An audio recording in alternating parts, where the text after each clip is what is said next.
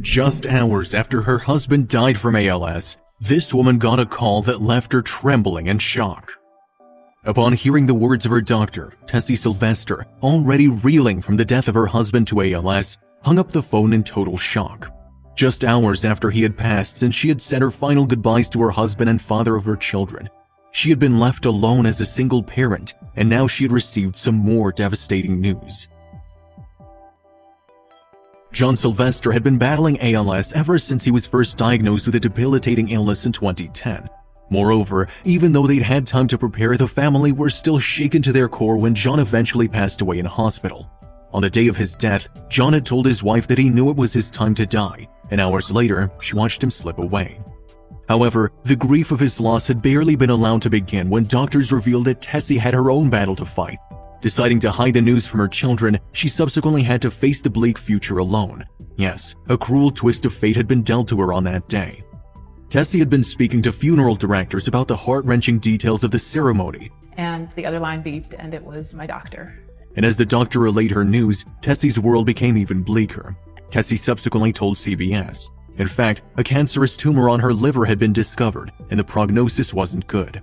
Also, if you have not done so already, please subscribe to our channel and click that notification bell to get inspired by these real-life stories every day. Now, back to the story.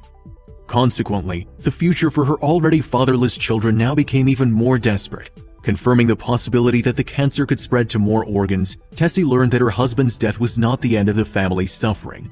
Concerned about her children, Gus and Freddie consumed her. How would they cope with losing both of their loving parents in such a short space of time? As the children were still unaware of their mom's illness, Tessie decided that the boys should be allowed to deal with their dad's death before she informed them about her condition. John and Tessie's story up until this point had been a beautiful one. The pair had met back in 2002 while coaching a youth soccer team and subsequently married a couple of years later. They then had 2 children together, Gus now 6 and Freddie now 5. The couple were passionate about helping others, but their world was changed forever when John's illness was diagnosed. The Minnesota family had to watch John endure the physical suffering caused by ALS, and his life became increasingly restricted as the condition took hold.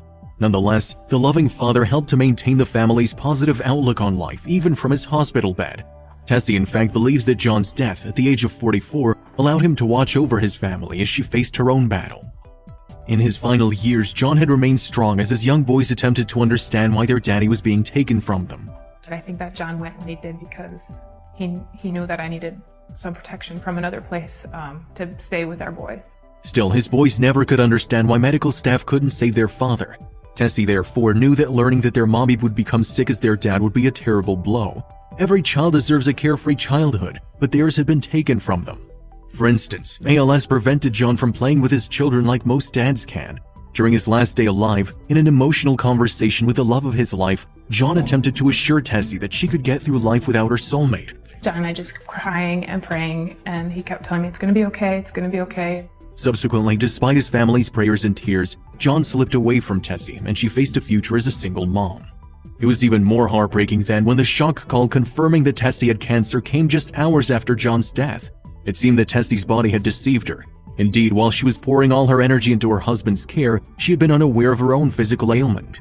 Seemingly fit and healthy, Tessie had been focused for 6 full years on her husband and his debilitating illness. But when a routine blood test discovered some abnormal cells, just one phone call later, Tessie realized that her future held even more uncertainty. To make matters even worse, further examinations confirmed that surgery had become an impossibility. Not only had the cancer been diagnosed as an adenocarcinoma, but it also spread to her liver and lymph nodes. The confusion and fear were almost too much for her to bear. Moreover, the 36-year-old didn't even look or feel ill. Nonetheless, doctors confirmed that the cancer had taken hold and that it threatened to deprive her of a future with her children. But although Tessie was understandably distraught, her priority was that the boys should be allowed to grieve their father's passing. In a bid to lessen the shock for her sons, Tessie cut her hair short before she had to lose it completely during treatment for the cancer. Many would have given up, but Tessie vowed to carry on for the sake of Gus and Freddie. I've been trying really hard just to temper all of it with keeping hope, and, glad that I did go in. I didn't go in for any particular reason other than just a routine physical. Nevertheless, the single mom once again had to sit down and deliver some heart-wrenching news to her children. On the previous day that she had to bear such bad news, Tessie's husband had been by her side.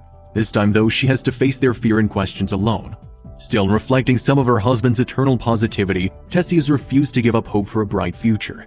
Moreover, her parents and 5 siblings rallied around her as her world was turned upside down. The widow had become the family's breadwinner before John's death, but now Tessie had no idea how she would cope with her illness.